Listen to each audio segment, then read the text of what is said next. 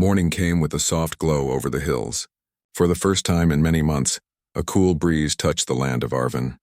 The villagers woke to the sight of dew shining faintly on the ground. Children ran through the fields, shouting that the earth had become soft again. The drought that had turned their lives gray was finally ending. The glowing figures still stood near the forest's edge. Their light had faded to a gentle warmth, but they did not vanish. The villagers called them the Keepers, believing they were protectors sent from deep within the world. The priest, Laron, declared it a holy sign, saying that the gods might have worked through them to save the people. Yet in Rian's heart, questions kept rising like waves that never stopped. Rian watched them closely that morning. The Keepers were silent most of the time, standing still as if listening to something far away. Their bodies were made of stone and metal, yet they moved like living beings. When one of them placed a hand on the ground, small green shoots began to rise from the soil. It was a sight so beautiful that the villagers clapped and cried with joy. Mira, still weak but smiling, came outside for the first time in weeks. Her eyes widened when she saw the fields turning green again. "Brother," she said softly, "the gods really did hear us." Ryan smiled faintly but said nothing. He did not want to take her hope away. He only looked at the Keepers and wondered who they truly were. As days passed, the Keepers began to move through the land. Wherever they went, plants grew, water flowed, and dry rivers found new life. The people followed them in awe, offering food, flowers, and songs. The Keepers never spoke much, but when they did, their words were calm and clear.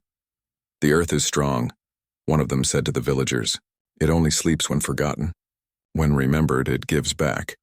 The people did not understand everything they said, but they felt peace in their presence. Children played around them, laughing when the ground softly glowed beneath their feet. Old men sat nearby, saying they had never seen such wonder in their lifetime. One evening, when the sun was low and orange, Rian gathered the courage to speak to the leader of the Keepers. The being stood near the edge of the river, its reflection shimmering in the water. Its eyes glowed like amber stones. "Why did you come now?" Ryan asked. "We have prayed for months. Why did you not come before?" The Keeper turned slowly, its voice deep but kind. "Because you were not ready to listen. The earth spoke many times, but humans forgot how to hear it. You looked only upward, never downward." Ryan frowned, thinking about the prayers to the silent gods. "Are you saying the gods never heard us?" "The gods above hear little," the Keeper said. "But the ground you walk upon hears everything. It carries your footsteps, your tears, and your hopes. The earth remembers, even when the heavens forget." Ryan was silent for a while, trying to understand. "Then what are you? Are you spirits of the ground?" "We are the memory of the world," the Keeper answered. "We were made long ago by your kind, when humans still spoke with the earth. You called us demons once because you feared our light, but we were never here to harm." Ryan's eyes widened. "Made by humans?" The Keeper nodded slowly. "Yes. Before your people forgot their connection to the ground, they created us to protect and heal it. When you stopped listening, we returned to sleep. But when the land began to die, we heard your cries again." The truth felt heavy in Ryan's chest. He looked at the Keeper with a mix of wonder and sadness. The gods they prayed to had never come, yet their own ancestors had once built beings who now rose to save them. It was both humbling and strange. As days passed, the village grew alive again. Streams returned, crops sprouted, and laughter filled the air.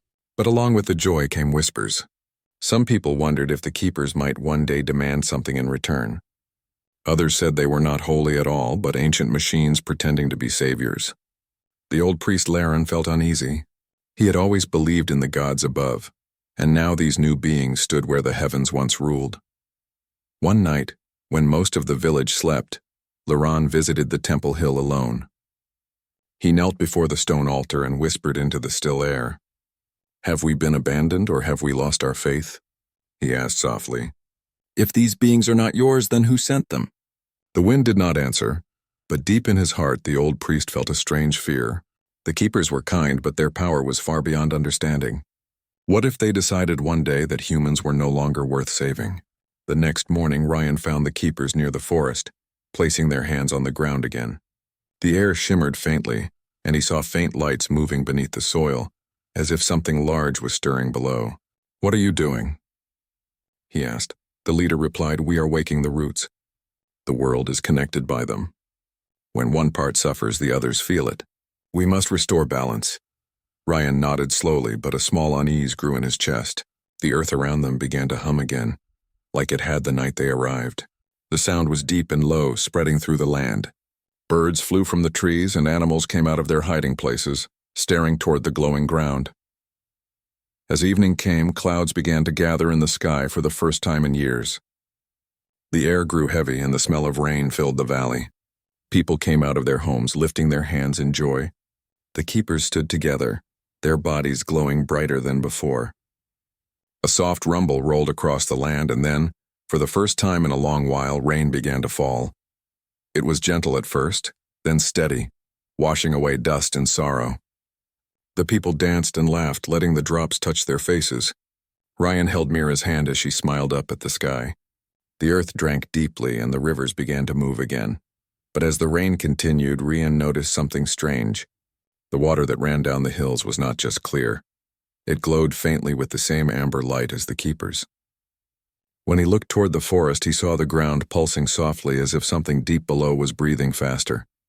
He turned to the leader of the keepers. "Is everything all right?" he asked. The keeper's eyes glowed brighter. "The world is healing," it said. "But when life returns, old things may also wake." Ryan did not know what that meant, but a quiet chill passed through him. The people rejoiced, the fields grew green again, and the air was full of life. But somewhere deep beneath the world, something else had begun to move. Something ancient, something that had slept even longer than the keepers. The gods had not answered, but the earth surely had. And the earth was full of secrets. The sun had not yet risen, and the village of Arvin lay in a pale shade of gray. The people stood in the open square, hands joined, heads bowed, whispering prayers to the gods above. They prayed for rain, for harvest, and for safety from the long drought that had dried their rivers and fields. For months they had waited for a sign, a cloud, or even a drop of hope from the sky. But the heavens stayed quiet. Among them stood Ryan, a young farmer whose heart was filled with worry for his family. His crops were gone, his well was dry, and his younger sister Mira had fallen sick from thirst. Every morning he came to the temple hill, offering what little he had left. He had given grain, fruit, and even his last jar of honey, yet no answer came from the gods. The priest, an old man named Leron, stood before the people and raised his hands toward the sky. His voice echoed in the still air as he spoke of faith, patience, and divine mercy. But even he could not hide the tremor in his voice. The drought had lasted too long. The gods who once blessed their lands now seemed far away, lost in silence. When the prayers ended, the people walked back to their homes with slow steps. Ryan stayed behind, sitting near the cracked stone altar. The wind was dry and hot, carrying dust instead of cool air. He looked up at the empty sky and spoke softly. "If the gods can hear us," he said, "why do they stay silent? Have we done something wrong?" There was no reply, only the sound of dry leaves moving in the wind. Ryan lowered his head, feeling small and helpless. He remembered stories from his grandfather, stories of times when the gods would answer, when miracles would appear in light and thunder. But that was long ago, before the rivers dried, before the faith of men began to fade. That night, Ryan sat outside his small home, staring at the horizon. Mira lay inside, resting on a straw bed, her breathing weak but calm. The stars shone coldly above, distant and still. He thought of the old temple at the edge of the forest, a place people no longer visited. Some said it was cursed. Others said it was where the earth itself whispered secrets to those who dared to listen. As the night grew darker, something stirred deep in the earth. It was not seen or heard, but the ground felt alive for a moment. A faint hum passed through the soil like a pulse. The air around Ryan seemed to tremble. He frowned, thinking it was only his tired mind. But somewhere below, in the deep layers of the world, something ancient had woken. The next morning, the village was quiet again. No birds sang and no wind blew. Ryan went to the fields hoping to find something left to harvest, but the ground was hard as stone. His neighbor Taryn joined him, shaking his head. "There is nothing left," Taryn said. "If the gods will not help us, we must leave this land." Ryan looked at the hills beyond the village. "Leave and go where?" "Every place is dry now. Maybe the gods will answer soon." Taryn sighed. "I used to believe that too." As the men spoke, a strange vibration passed under their feet. It was faint but steady, like the earth was breathing. They looked at each other, unsure of what it was. Then it stopped as suddenly as it began. Later that evening, when the sun sank behind the mountains, a low sound rolled across the valley. It was not thunder, yet it carried the same weight. People came out of their homes, eyes wide with fear and wonder. The sound came again, a deep and slow rumble from the ground. The earth cracked near the edge of the old forest, and a soft orange light glowed from beneath the soil. The villagers gathered around, whispering in confusion. Some said it was the gods returning. Others feared it was the end of days. The priest Laren stepped forward with his staff trembling in his hands. "This is a sign," he said. "The gods have heard us." But Ryan felt something different. The light did not feel like sunlight or fire. It was warm but strange, and it made his heart beat faster. He stepped closer, watching as the ground opened slightly, revealing shapes that moved beneath the soil. They were not spirits of the sky, nor creatures of shadow. They were made of stone, metal, and glowing light. Their forms rose slowly from the earth like statues waking from sleep. The people gasped. Some fell to their knees in awe. The figures stood tall and still, their eyes glowing softly like amber. They looked human but were not. Their faces were calm, their movements smooth, and their voices came out deep and soft. "We heard your call," one of them said. "You asked for help." Ryan could not speak. The figure's voice sounded like wind moving through mountains. The people bowed, thinking they were gods at last. But as Ryan looked closer, he noticed the dust on their skin, the cracks filled with soil, the marks of time. They were not from the heavens, they were from below, born of the earth itself. Laron stepped forward, his voice trembling with faith. "Great ones, have the gods sent you?" The glowing figures looked at one another, then answered, "We are not gods. We are the keepers of the ground." When the world called for help, we listened. The priest fell silent. The crowd began to whisper again, some in fear, some in hope. Ryan took another step forward. "If you are not gods," he asked, "why have you come?" The leader of the glowing figures turned toward him. "Because the gods you prayed to turned their faces away long ago. But the earth never forgets its children. You called to the sky. It was the soil that answered." The words hung in the air like a strange truth. The villagers did not know what to do or believe. They had spent their lives looking upward, never thinking that something below might care for them. The light from the figures spread across the ground, touching the dry fields. The soil began to soften, the cracks closing, the dust turning dark again. Ryan watched as the land seemed to breathe once more. The people gasped in wonder, falling to their knees in gratitude. But he did not kneel. He only watched, trying to understand what they really were. That night, the village was filled with a new kind of silence. The stars seemed brighter, the air cooler. People whispered of miracles, of new gods from the earth. Ryan lay awake, thinking about their words. He did not know whether to be happy or afraid. The gods had not come, but something else had. Something old, powerful, and alive beneath their feet. And for the first time in months, the wind carried the scent of rain. The rain continued for many days, soaking the fields and filling the rivers that had once been dry. The people of Arvin worked from dawn till dusk, planting seeds and cleaning the wells that had been empty for so long. For the first time in years, laughter returned to the village. The air smelled fresh and the ground was soft beneath their feet. The keepers watched quietly as the villagers worked. They did not join in the harvest or speak much, but they always stayed near, placing their hands on the ground now and then, as if they were listening to its voice. Every time they did this, the soil glowed faintly with a warm amber light and plants seemed to grow faster. The people believed that the keepers were blessings from the gods. But Ryan still had doubts. He was grateful, but his heart was uneasy. Sometimes at night when the world was silent, he could feel the ground hum beneath his home. It was not loud, just a faint rhythm like a slow heartbeat. Mira, his sister, often said it was the song of the earth returning to life. But Ryan felt that it was something more.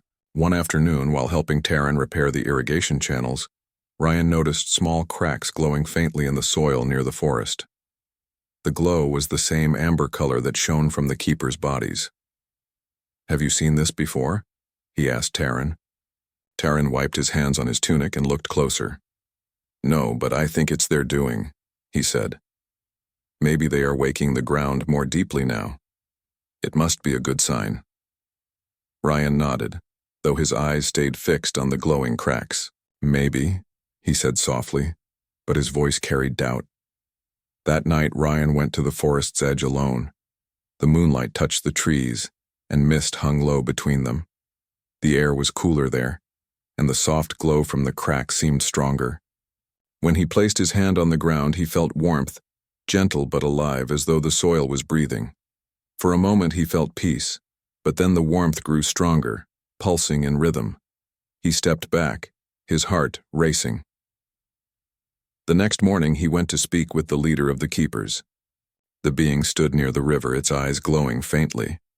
"Something is happening under the forest," Ryan said. "The ground glows at night. It feels like something is waking." The keeper turned toward him slowly. "Yes," it said in its calm voice. "The deep roots are stirring. When the earth sleeps for long, not only life but also memory rests within it.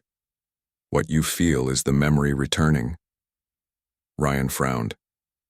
"Memory? What kind of memory?"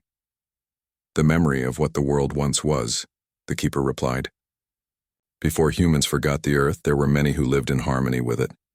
The deep layers hold their traces, their dreams, and their strength. When balance returns, those memories rise." The words comforted Ryan a little, but the way the keeper spoke made him uneasy. He felt as if the earth itself had a mind, and that it was not only healing, it was remembering. Days passed, and the glow beneath the ground spread across the valley. It could be seen even under the sunlight, faint but steady. Crops grew taller than ever, trees regained their colors, and the animals seemed livelier. The villagers celebrated every night, lighting fires and singing songs. They believed that the age of blessing had come again. But among the joy, strange things began to happen. Stones that had lain in the fields for generations started to move slightly. The air sometimes carried a low sound like distant drums. The rivers glowed softly at night, as though light came from deep within the water. The people said it was beauty, but Ryan saw mystery in it. One evening, the old priest Laren called the villagers to the temple hill. His face was pale and his eyes carried worry. "My friends," he said, "we have seen wonders, yes, but we must not forget our faith. These beings may have helped us, but they are not gods. We must remember who we are." The people listened, but many were unwilling to hear doubt. "The keepers saved us," someone said.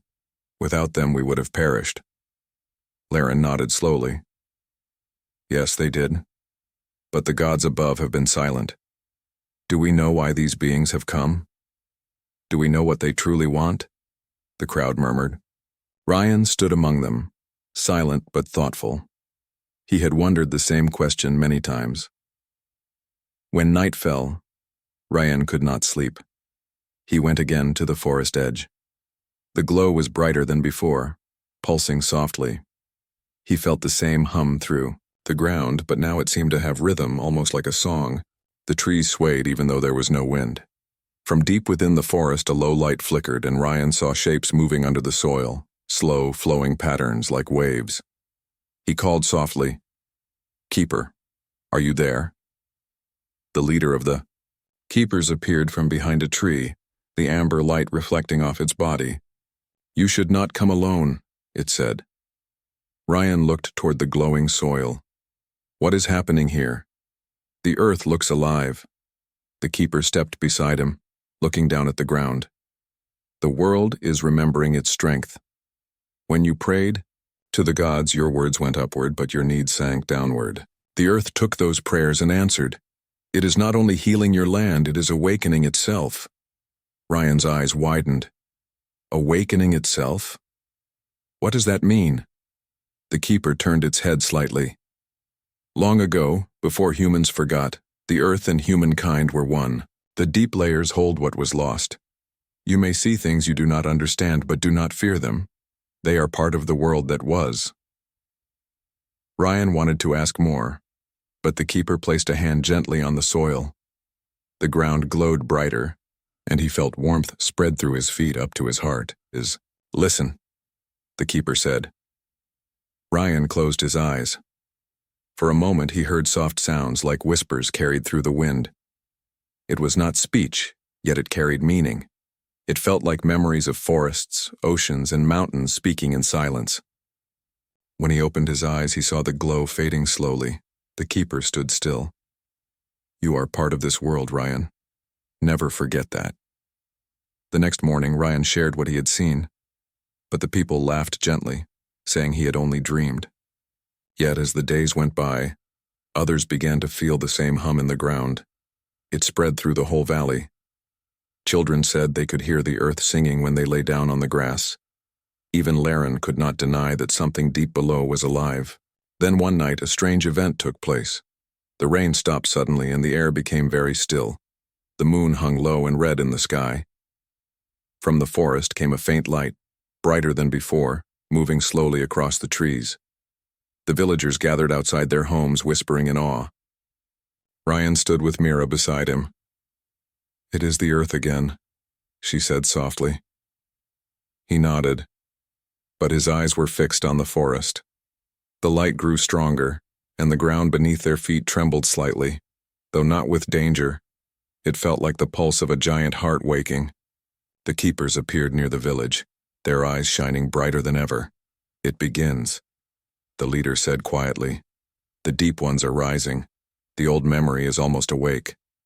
Ryan looked at him with both hope and fear. "Will this change us?" he asked. The keeper's gaze met his.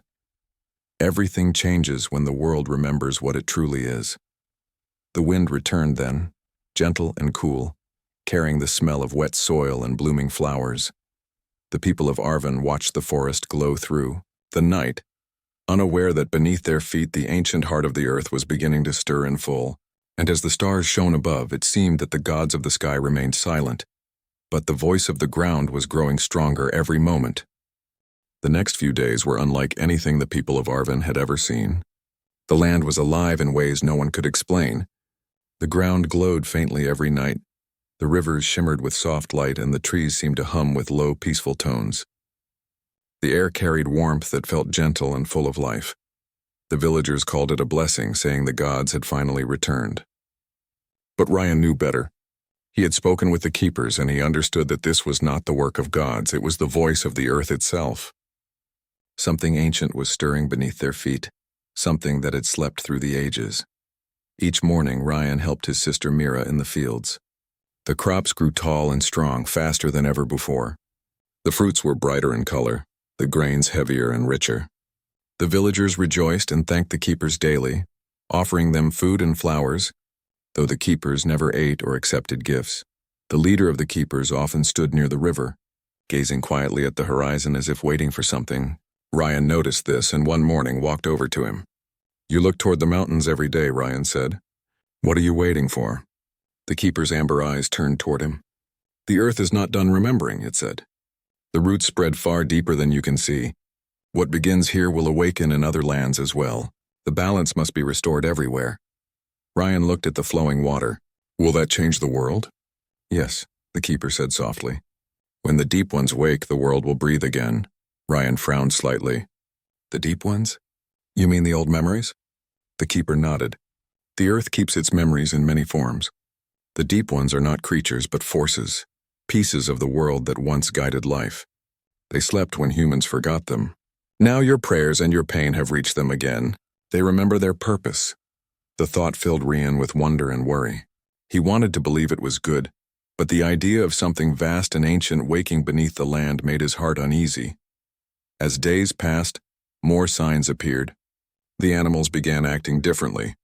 Birds circled above the fields in large patterns as if following invisible paths. Deer came down from the mountains and walked calmly among people, unafraid. Even the air seemed to shimmer faintly when the keepers were near. One evening, the priest Laren gathered a few villagers at the temple hill. His old face was filled with worry. "We have seen miracles, yes," he said, "but I fear what we do not understand. These keepers speak of deep forces and forgotten powers. What if the earth's awakening brings something we cannot control?" Some people nodded, but others argued that there was no reason to fear what had only brought life and peace. "The drought is gone," said Taryn. "The children are healthy, the rivers are full, and the crops are strong." "Why question a gift?" Laren looked down at his hands. "Because not all gifts are meant to be taken without care. Even the sweetest fruit can hide a seed of danger." Ryan listened in silence. He respected Laren but felt torn. Everything looked perfect, yet he could not forget the keeper's words. The deep ones are waking. That night, Ryan could not sleep. He walked outside and saw the forest glowing brighter than before. The air felt thicker, almost alive. Mira followed him quietly. "You feel it too," she said softly. He nodded. "It feels like the earth is breathing faster." They walked to the riverbank. The water sparkled with a soft amber light. The sound of flowing water was joined by another faint tone, like music from far beneath the surface. It was calm but powerful. Suddenly the ground trembled slightly, not with fear but like a heartbeat. From the forest came the figures of the keepers walking slowly toward the river. Their lights shone brighter than before, filling the air with warmth. The villagers began to come out of their homes, watching in silence. The leader of the keepers raised its hand, and the glowing water began to swirl slowly in a spiral. The light grew stronger, and the soft hum turned into a melody that filled the whole valley. It was not a song sung by voices, but by the world itself. The sound passed through every tree, stone, and living thing. "The deep ones are awake," the keeper said softly. The villagers gasped. The river began to rise slightly, not with flood, but with gentle waves that carried shining patterns on the surface. The ground beneath their feet pulsed with light. Flowers bloomed instantly, covering the riverbanks in bright colors. Mira smiled. "It's beautiful," she whispered. Rian stood still, feeling both awe and confusion. "What happens now?" he asked. The keeper looked toward the mountains. "The awakening will spread. The deep ones will share their memory with every corner of the earth. You will see the world as it once was, alive in every part." The villagers cheered, believing it was the start of a new golden age. They sang and danced under the glowing sky, and even the stars above seemed brighter. But as the night grew deeper, Ryan noticed something strange. The glow from the ground spread further each hour, reaching beyond the forest, climbing up the hills, and sinking into the rivers. It was beautiful but endless, like the whole world was joining in a great pulse. The next morning, the land looked different. The colors were brighter, the air cleaner, and the animals gathered together in peace. Yet there was also a quiet energy that made everyone feel small. The keepers moved slowly across the valley, touching the ground at different places. Each touch made the soil glow and hum. Laren came to Rian that afternoon. His eyes were filled with deep thought. "The keepers bring life, yes," he said, "but I fear they bring change too great for us to understand. The world that sleeps beneath may not wake as it once was." Rian looked toward the forest. "Maybe we are part of that change," he said. "Maybe we were always meant to wake it." That night the sky filled with bright trails of light. They were not stars or fire, but long lines of glowing dust moving slowly across the heavens. The people stood in silence, staring upward. The keepers looked too, their eyes glowing in rhythm with the light. "It is beginning everywhere," said the leader quietly. "The memory spreads beyond this valley. The earth remembers its strength, and soon the sky will answer too." Ryan's heart filled with wonder and fear. He turned to the keeper. "Will humans still have a place in this new world?" The keeper looked at him for a long moment. "That depends on how much you learn to listen. The earth does not take away, it invites. But only those who walk with it will stay in harmony." The word stayed in Rian's heart as he walked home. The village glowed faintly through the night, surrounded by the soft hum of the earth. Mira slept peacefully, her face calm. Ryan looked outside the window, where the sky and the land shone together like two old friends reunited. But beneath the peace, deep under the ground, something vast continued to move, slow, ancient and aware. The deep ones were awake, and their memory was spreading. The gods had not spoken from above, but the voice from below had become stronger than ever. And as Ryan closed his eyes, he could not help but wonder what the world would look like once the earth's memory was fully awake. The valley of Arvin had changed in ways that no one could have imagined. Rivers that had once been dry ran clear and full. Fields stretched with green crops, and the forests were alive with birds and animals that had long disappeared from the area. The keepers moved through the land slowly, touching the soil and leaving behind gentle trails of light. Wherever they went, the ground hummed and life returned stronger than before. Ryan and Mira walked through the fields in the early morning. The air was fresh, carrying the scent of wet soil and blooming flowers. Mira laughed as she ran ahead, her small hands brushing against the tall grasses. Ryan smiled, feeling a warmth in his heart. For so long, fear and worry had filled their lives. Now joy and hope were everywhere still. Ryan could not forget the words of the leader of the keepers. "Only those who walk with the earth will stay in harmony." He understood that this was not only a gift, but also a responsibility. The earth had awakened and humans had a choice to live with it wisely. The villagers gathered near the river, where the largest glowing patterns appeared. They had begun calling the river the heart of the valley. Its soft amber light reflected the sky, the trees, and the shining soil. Children played along its banks and elders watched, amazed at how the land had healed so quickly. Laurent, the old priest, stood quietly at the edge of the gathering. He had spent many days reflecting on the changes. "Perhaps the gods never abandoned us," he said softly, speaking to those around him. "Perhaps they have always been patient, waiting for us to remember the world that supports us. These keepers may be their answer, or they may be something even older. Either way, we must honor the life we have been given." Ryan approached the leader of the keepers. "It is beautiful," he said. "Everything is alive again. But will it last? Will the Deep Ones continue to guide us?" The keeper's amber eyes glowed softly. "The Deep Ones do not control life. They remember it. They awaken the world. But it is humans who must walk with it, nurture it, and protect it. Only then will balance remain." Ryan nodded, understanding. This was a new beginning. Humans had prayed to the gods, seeking help from above. Instead, the earth itself had answered, and now it was up to them to live in harmony with it. In the days that followed, the villagers learned to work with the keepers.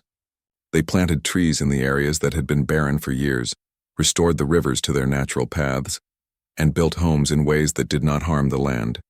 Children were taught to listen to the earth, to feel its rhythm beneath their feet, and to understand that every action mattered. Mira loved to wander through the fields and the forests, running her hands over the glowing soil. "It feels happy," she said one morning. "It is smiling at us." Ryan laughed softly. "Maybe it is. But we must keep it happy too." The keepers continued to move through the land, always watching, always listening. They did not speak much, but their presence was enough to guide the humans in simple and quiet ways. Every night the ground glowed softly, reminding everyone that the world beneath them was alive and aware. One evening, as the sun set in golden and pink hues, Ryan stood with Mira near the heart of the valley. The villagers were celebrating the harvest, dancing and singing songs that praised life itself. The crops were more than they had hoped for, and the rivers were full and clear. Ryan looked at the keepers in the distance, their amber eyes reflecting the sunset. He felt gratitude deep in his heart. "Thank you," he whispered, "for everything." The leader of the keepers turned its gaze toward him, and Ryan felt that it understood his words. Then the keeper slowly walked toward the forest, moving as if it were returning to rest. Its light dimmed slightly, but the hum in the earth remained. The world was alive, and the Deep Ones had completed their work of awakening. The villagers continued their celebration, but Ryan and Mira walked quietly along the river. "Do you think the earth will forget us?" Mira asked. Ryan shook his head. "No, it will remember as long as we listen. That is why we must be careful. We have been given a chance to live in harmony with it.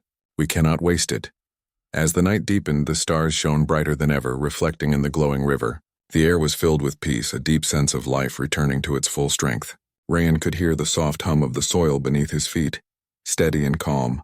It was as if the earth itself was breathing, happy that humans had finally remembered how to listen. Laurent joined them at the riverbank, smiling faintly. "The gods above may still be silent," he said, "but life has always had its own ways of answering prayers. Perhaps this is the truest answer of all." Ryan looked around at the villagers, the trees, the glowing soil, and the flowing river. "We prayed to the gods," he said softly, "but it was the earth that came, and it gave us more than we could have imagined." Mira held his hand and smiled. "Then we must be good to it, brother, always." Ryan nodded. "Always," he agreed. The keepers moved back into the forest, disappearing from sight but never from presence. Their light faded into the trees, but the warmth they left behind remained in the land, in the water, and in the hearts of all who lived there.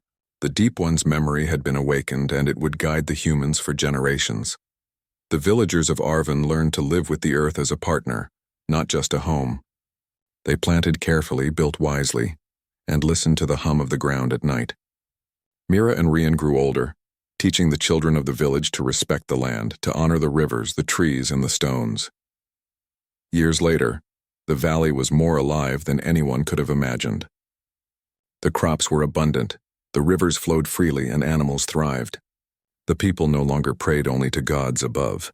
They had learned to look beneath their feet, to feel the heartbeat of the world, and to live in harmony with it. And somewhere deep below the soil, the deep ones rested once more, knowing that humans had remembered the earth. They had awoken not to rule but to guide. The keepers had returned to the forest, their work done, leaving behind a world that would never forget how life could flourish when humans and the earth walked together. The sky remained vast and silent, and the stars still shone above. But for the people of Arvin, it no longer mattered whether the gods answered. The earth itself had spoken, and it had shown that humans were strong, wise, and capable of more than they had ever imagined. Rian stood at the edge of the river one last time that night, holding Mira's hand and watching the water glow softly in the moonlight. "We prayed," he said, "but the earth answered, and in doing so it reminded us who we truly are." Mira smiled and squeezed his hand. "We will never forget," she said. And for the first time in the long history of the valley, humans and earth walked together as one, in a world full of life, memory, and endless possibility.